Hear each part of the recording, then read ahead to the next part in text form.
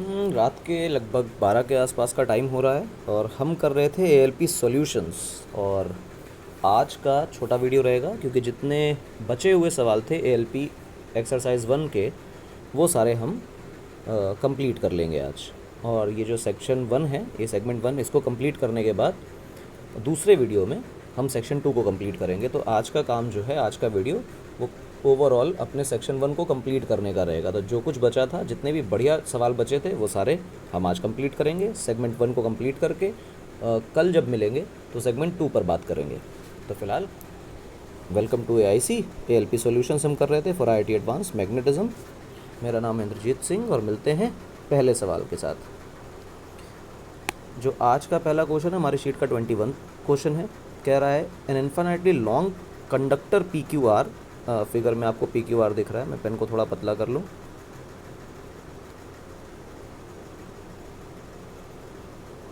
ये आपको P Q are दिखाई दे रहा है, ये पी क्यू और ये आर ऐसे 90 डिग्री पे मुड़ा हुआ है। अब गौर से देखो, यहाँ पे ये इन्फानाइट है, इन्फानाइट से वायर आ रहा है और 90 डिग्री पे मुड़ा और फिर इन्फानाइट पे जा रहा है। और अगर ये पॉइंट M दिया हुआ है तो बेसिकली इस M पॉइंट के लिए ये जो पी क्यू वायर है, ये सेगमेंट कहलाएगा हमारा सेमी इन्फानाइट वायर। और ये वायर तो M के अलॉन्ग ही है, तो कॉमन सेंस है कि M के अलॉन्ग होने की वजह से इसकी वजह से कोई मैग्नेटिक फील्ड नहीं आएगी। फिलहाल तो हम आगे सवाल को पढ़ते हैं। An infinitely long conducting wire P Q wire, conductor है, पी क्यू आर है, उसको राइट एंगल पे बेंड कर दिया गया है। करंट आई फ्लो कर रहा है पी क्यू आर में, तो करंट की डायरेक्शन नहीं दी है, बट लेट अस एज्यूम कि इसमें करंट की डायरेक्शन इस तरफ है, ठीक, लेफ़्ट टू राइट। और लेफ़्ट टू राइट है तो कॉमन सेंस है कि नीचे की तरफ जा रहा होगा करंट क्यू आर में, कोई परेशानी नहीं। फिर क्या कह रहा है, the magnetic field due to this current at the point M is H1। M पर अभी इस पी क्यू आर की वजह से H1 मैग्नेटिक फील्ड है। Let me change the colour. H1 is the magnetic field due to P Q R wire, और जबकि current जो बह रहा है वो I है, ठीक। Now another infinitely long straight wire conductor QS is connected at Q so that the current in PQ remaining unchanged। अब देखो, कह रहा है कि Q से लेके S तक, इन्फानाइट तक, एक कंडक्टिंग वायर और जोड़ दिया है और इस तरह जोड़ा कि जो PQ का करंट है वो अनचेंज्ड है, I ही है। अब सोचो गौर से, Q से लेके R तक यानी इन्फानाइट तक, और Q से लेके S तक यानी इन्फानाइट तक, मतलब ये वाला वायर और ये वाला वायर का जो रेजिस्टेंस है वो सेम हो गया। क्यों? इन्फानाइट लेंथ हो गई तो रेजिस्टेंस सेम हो गया। जब रेजिस्टेंस सेम हो गया तो अगर आई करंट आगे जा रहा है तो ड्यू टू सिमेट्री आधा आधा रेजिस्टेंस दो पार्ट्स में बटा हुआ है, तो हम कहेंगे कि I/2 नीचे करंट जा रहा है और I/2 आगे करंट जा रहा है, ठीक। इस बात को दिमाग में रखना। और अब जब ऐसा हो गया तो केस 2 के अंदर जो हमारी मैग्नेटिक फील्ड बन के आ रही है, वो केस 2 के अंदर मैग्नेटिक फील्ड बन के आ रही है H2, ठीक, due to P Q R and Q S also. अच्छा, तो कह रहा है मैग्नेटिक फील्ड जो H2 हो गई, अब H1/H2 बताना है, तो कोई दिक्कत वाली बात नहीं है। मैं इसको फिर से रीड्रॉ करके दिखाता हूँ आप लोगों को। देखो, सवाल ये है कि ये हमारा इन्फिनिटी से एक वायर आ रहा था, इसमें करंट बह रहा था I, और ये 90 डिग्रीज पर मुड़ जाता है और इन्फिनिटी तक जाता है, इसमें करंट जा रहा है I, और ये S है, ठीक। कोई पॉइंट है, पता नहीं कितनी दूरी पर है, इस जगह पे पॉइंट है M। और अब देखो गौर से कि इस M पॉइंट पे जो फील्ड है वो H1 है, और ये फील्ड H1 पहले केस में, ध्यान रखना केस 1 की बात हो रही है, जो केस 1 इसमें दिया हुआ है। H1 किसकी वजह से है? अगर इसको P, इस सेंटर वाले पॉइंट को Q और नीचे इसको R बोला गया है, तो मैं कह सकता हूँ कि H due to PQ plus H due to QR, ये दोनों वायर्स की वजह से, सेमी इन्फानाइट वायर जो बन गए हैं, इनकी वजह से ही तो फील्ड M पर है। हम इस वायर को, अपने वायर को दो हिस्सों में तोड़कर देख रहे हैं। कौन से दो हिस्सों में तोड़कर देख रहे हैं?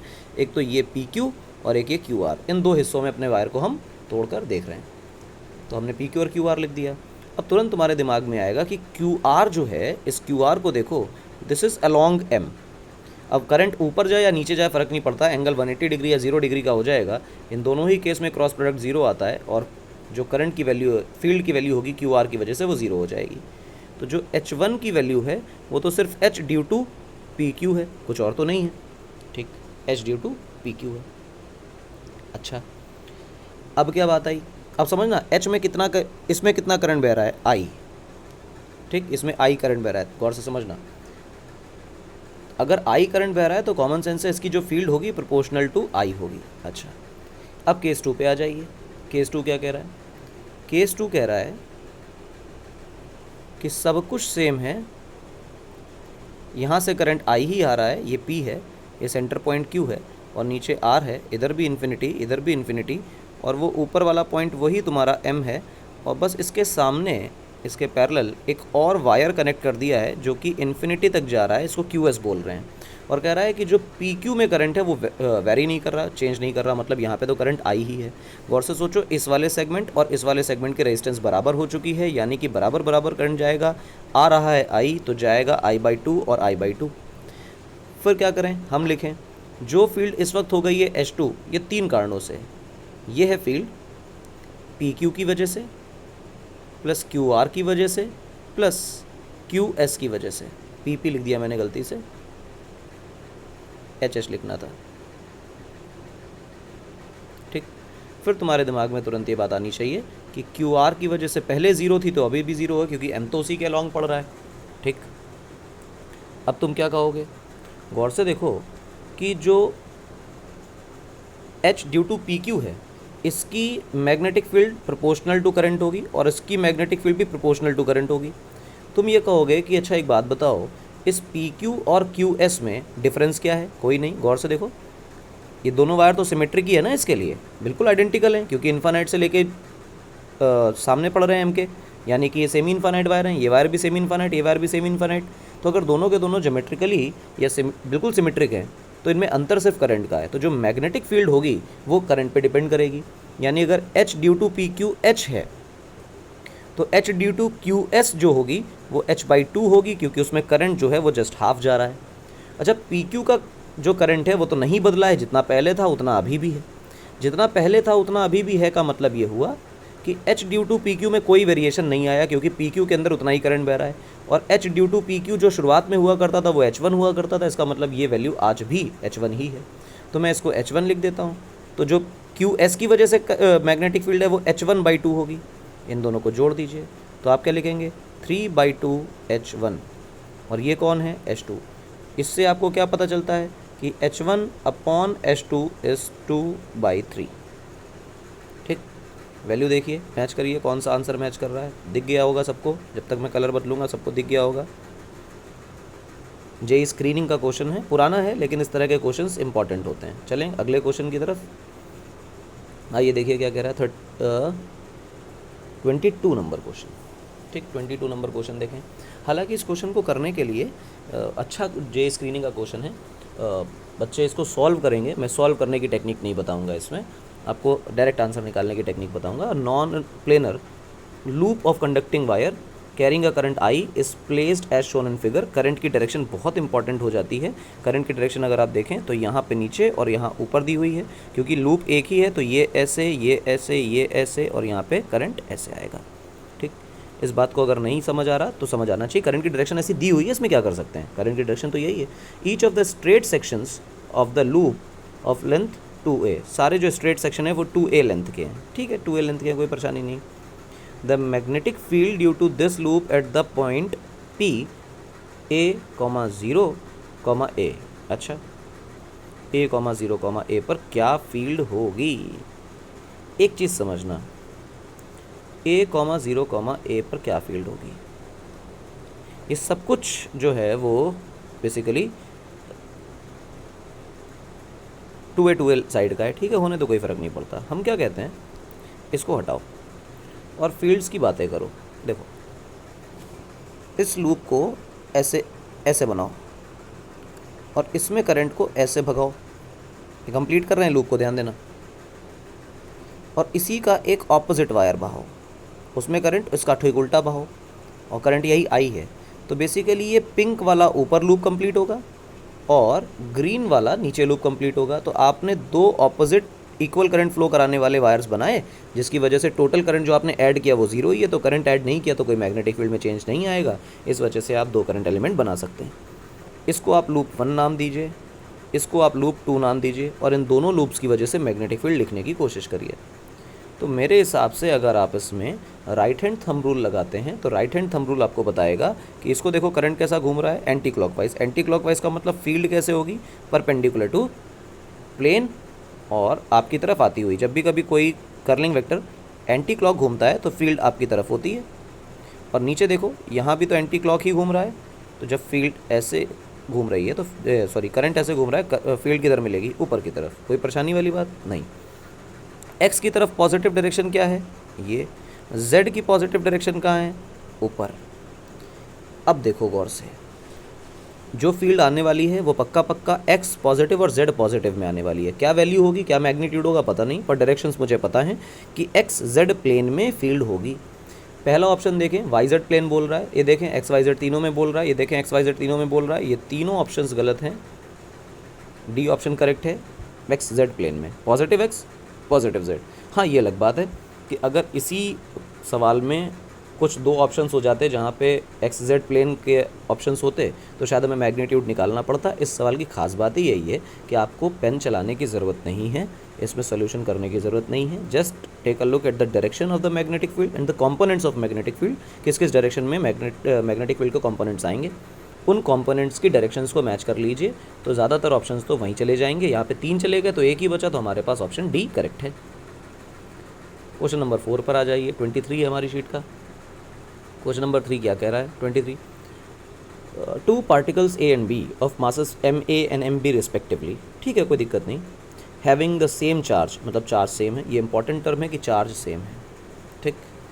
अ uniform magnetic field exist perpendicular to this plane. ठीक, आपको डायग्राम में यहाँ दिखाई दे रहा है। The speeds of the particles are V and V B, ठीक है जो भी है, and the trajectories are shown in figure, दिया हुआ है। गौर से देखो, B की रेडियस छोटी दी हुई है और A की रेडियस बड़ी दी हुई है, तो मैं ये कह सकता हूँ कि from given figure R A is greater than R B. ये तो डेटा मुझे प्रोवाइड किया गया, हमने चेक करके बताना है कि भैया एम ए और एम वी ए का मल्टीप्लिकेशन बड़ा होगा कि एम बी वी बी का मल्टीप्लिकेशन बड़ा होगा, क्या होगा।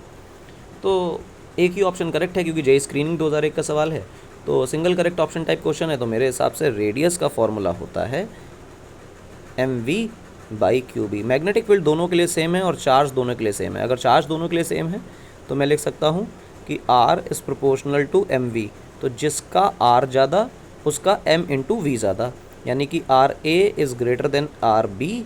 तो मैं इसमें ये कहूँगा कि M A V A is greater than M B V B.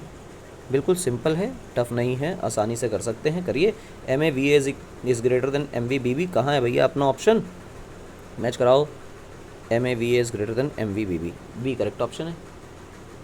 ठीक, सिंपल सवाल, आगे आइए। 24 नंबर क्वेश्चन क्या कह रहा है, a coil having N turns is wound tightly in form of a spiral with inner and outer radii A and B respectively. When a current I passes through the coil, the magnetic field at the center is। Magnetic field निकालनी है। I do not think ये सवाल करने के लिए बचता है, क्योंकि क्लास रूटीन में ये क्वेश्चन हमारे लेक्चर में होता है।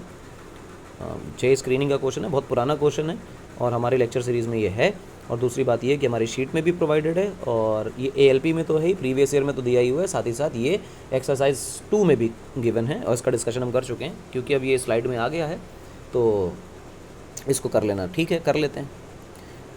हम कहते हैं कि देखो इस तरह से इसमें काम किया गया है कि सबसे पहले तो ए रेडियस से हम शुरू करते हैं और यहाँ से इसको वुंड करना है, लोग शुरू कर रहे हैं और टाइटली वुंड कर रहे हैं। टाइटली वुंड करने का मतलब 2 वायर्स के बीच में कोई स्पेस नहीं है। मेरे बनाने में गलती हो सकती है, पर सवाल ये कह रहा है कि कोई भी 2 कॉइल के बीच में कोई स्पेस नहीं है। You can not find the space between 2 consecutive coils. ठीक, ये ऐसा सीन बताया गया है और ये कहा जा रहा है कि जो ये अंदर वाली रेडियस है ये ए है और जो बाहर वाली रेडियस है वो बी है, ऐसा कहा जा रहा है। हम क्या करें इस सवाल को सॉल्व करने के लिए कि ये करें, किसी एक जनरल आर रेडियस का एक लूप एज्यूम करें, जनरल आर रेडियस का।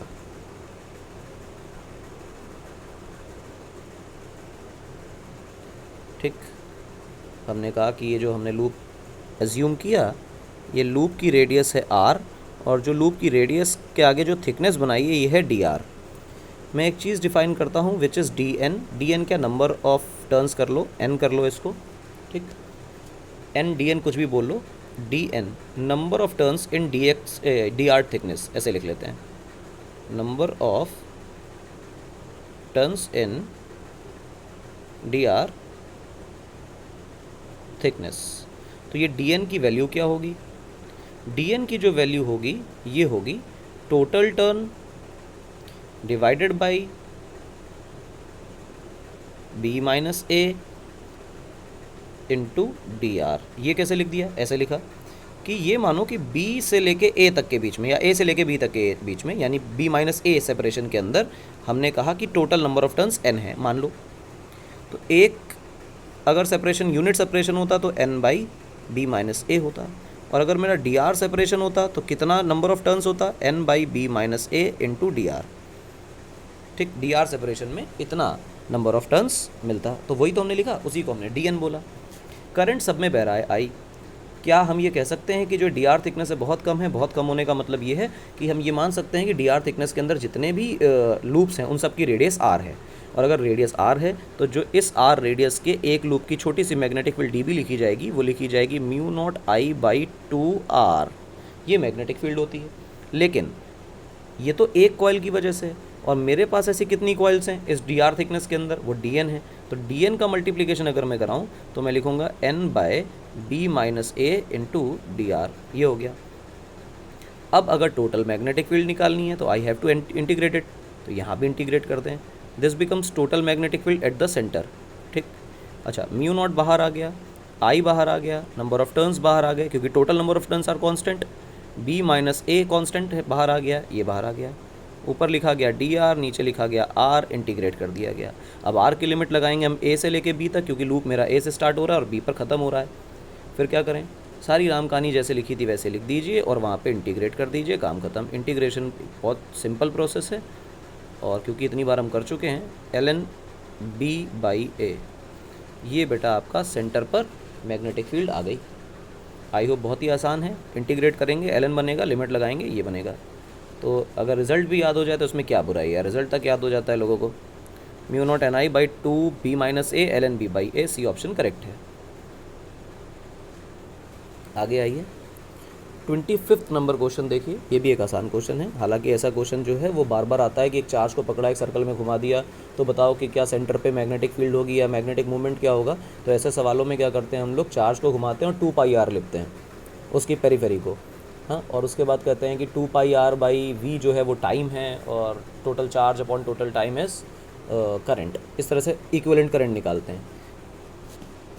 फिलहाल इस सवाल के अंदर एक पॉइंट चार्ज नहीं दिया गया है, इस सर्कल की पेरीफेरी पर कोई चार्ज नहीं दिया गया है, जबकि ये कहा गया है कि एक रॉड है एल लेंथ की है, और उस पूरी रॉड पर चार्ज, उसके एक पॉइंट पर नहीं, पूरी रॉड पर चार्ज है जो कि यूनिफॉर्मली डिस्ट्रीब्यूटेड है, चार्ज का मैग्नीट्यूड क्यू है, और उसको एक एंड के अबाउट रोटेट किया। इंपॉर्टेंट बात है कि एंड के अबाउट रोटेट किया। दूसरी बात, जो फ्रीक्वेंसी है that is constant, angular frequency constant है, ठीक। एंगुलर फ्रीक्वेंसी कॉन्स्टेंट है तो फ्रीक्वेंसी भी कॉन्स्टेंट है। मैग्नेटिक मोमेंट क्या होगा, तो हमने कहा ठीक है, मैग्नेटिक मोमेंट निकालने में कोई बुराई नहीं है। Let us calculate the magnetic moment. Let us से कि ये वो है जो मेरी रॉड है ना, ठीक है। थोड़ा अच्छा बना ले रॉड को, हाँ अच्छा बना लें।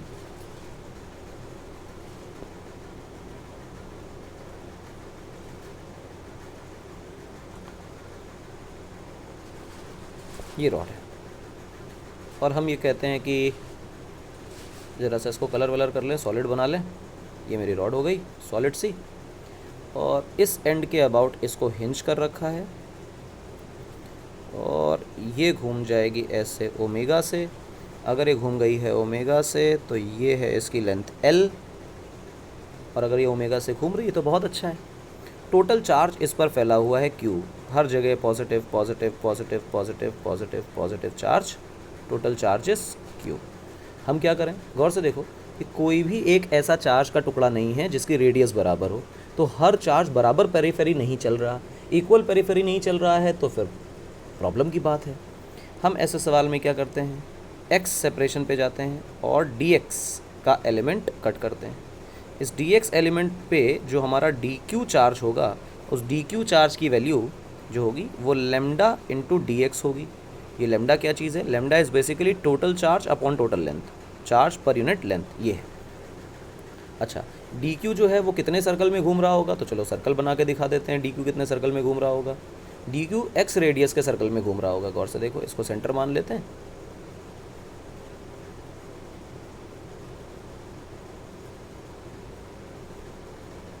समझे भाई, सेंटर पे हो गया और ये बन गया हमारा, ठीक। तो डी क्यू जो है वो तो इस पेरीफेरी पे घूम रहा है, ये घूम रहा है इस पर, और इसकी रेडियस तो एक्स है। तो जो मेरे डी क्यू की वजह से मैग्नेटिक मोमेंट आएगा उसको हम डी एम लिखेंगे, और डी एम मैग्नेटिक मोमेंट जो है वो आई इंटू ए होता है। करंट कितना आएगा? तो सबसे पहले करंट की चर्चा कर लो। करंट की वैल्यू जो होगी इसकी वजह से वो होगी D Q upon time. Time का मतलब एक सर्कल कंप्लीट करने में जो टाइम लग रहा है, और टाइम का उल्टा कर दोगे तो बेटा वो फ्रीक्वेंसी बन जाएगी। लेटेस्ट से वो फ्रीक्वेंसी एफ है, तो ये करंट हो गया। डी क्यू की वैल्यू तो लेमडा इंटू डी एक्स है, उसको एफ से मल्टीप्लाई कर दीजिए, this is your current.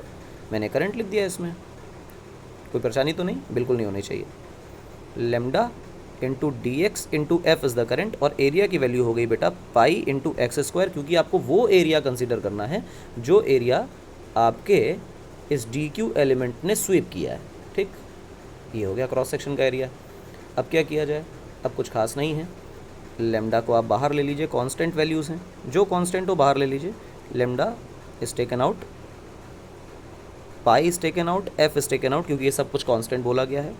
X square अंदर है, डी एक्स अंदर है, डी एम बाहर है। इंटीग्रेट कर देंगे, बात बन जाएगी। कहाँ से कहाँ तक इंटीग्रेट करेंगे? 0 से लेके एल तक, क्योंकि एक्स तो यहीं से वेरी कर रहा है। Total magnetic movement comes out to be lambda into pi into F, और एक्स की जो वैल्यू बनेगी वो एक्स क्यूब बाई 3 बनेगी। तो हम लिख देते हैं एल क्यूब बाई 3 डायरेक्ट, क्योंकि एल माइनस 0 इज़ एल, और फिर लिमिट लगाओगे तो यही आने वाला, और 0 वाली तो बात खत्म हो गई। लेमडा की यहाँ पर वैल्यू पुट कर दीजिए बेटा। लेमडा की वैल्यू पुट करेंगे तो आप आएगा Q by L into pi into F into L cube by 3। L से एल कैंसिल होता दिखाई दे रहा है, तो मैग्नेटिक मोमेंट का शानदार सा आंसर आएगा Q pi L square F by 3।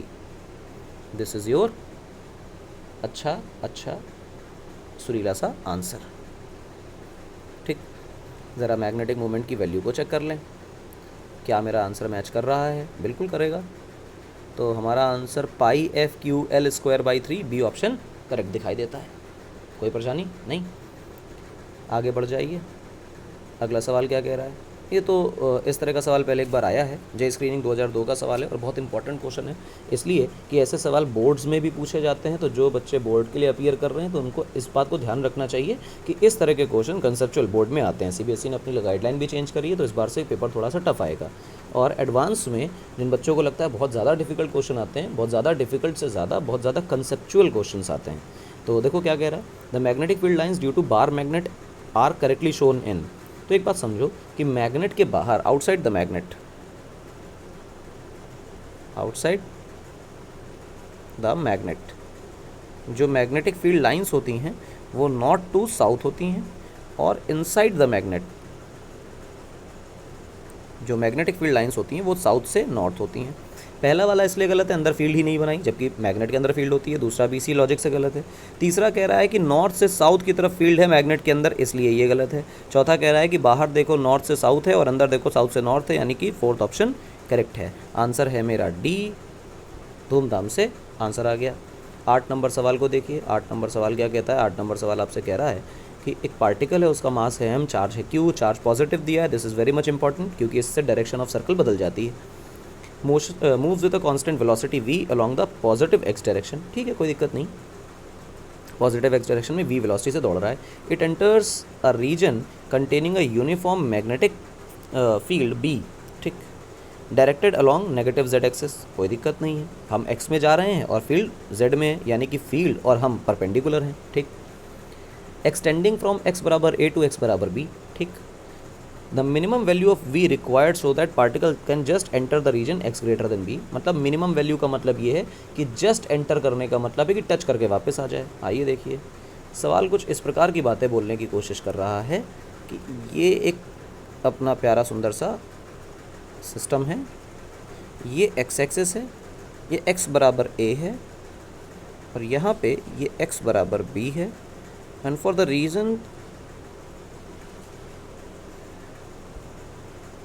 Reason inside this a and b, यहाँ पर आपके पास मैग्नेटिक फील्ड हुआ करती है, ऐसा सवाल बोल रहा है, और z एक्सेस में मैग्नेटिक फील्ड है तो भी कोई बुराई नहीं है, ये z एक्सेस में मैग्नेटिक फील्ड कर लीजिए। मैं इसको इरेज कर देता हूँ, इसका कोई लॉजिक नहीं बनाने का, नीड नहीं है बेसिकली।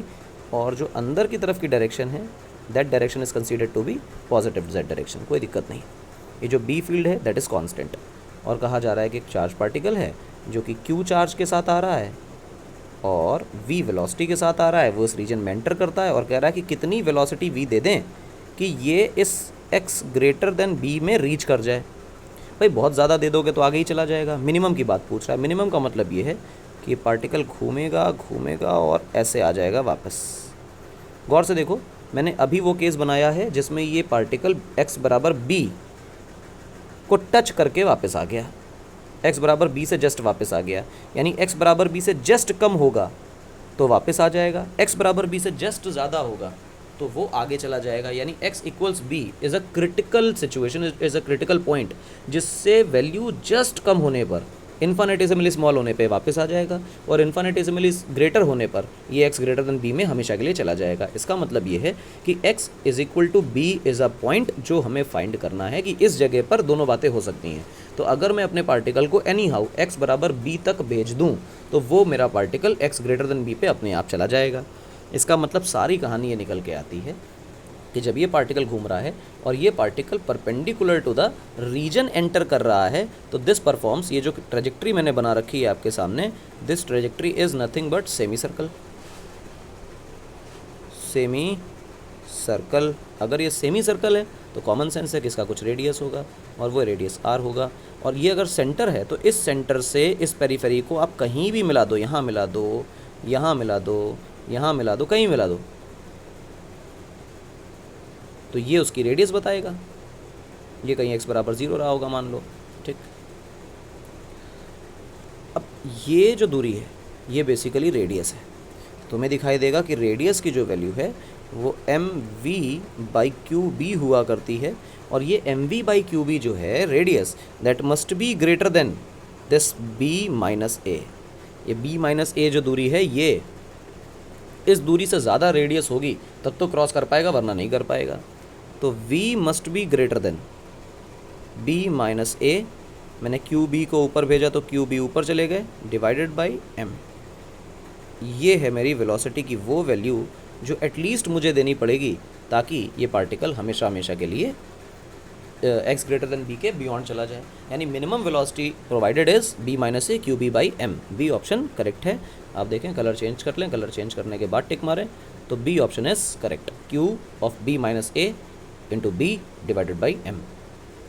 ये हमारा शायद आज का आखिरी क्वेश्चन था, इसीलिए आज का वीडियो छोटा था, क्योंकि अब इसके बाद हमारा पार्ट 1 ऑलमोस्ट कंप्लीट हो गया है और अब हम चर्चा करेंगे कल पार्ट 2 पर, ठीक। तो कल तक के लिए वेट करिए और 100 क्वेश्चंस का टारगेट कंप्लीट करते रहिए और टेस्ट देते रहिए लगातार। कल मिलेंगे ALP पार्ट 2 के साथ।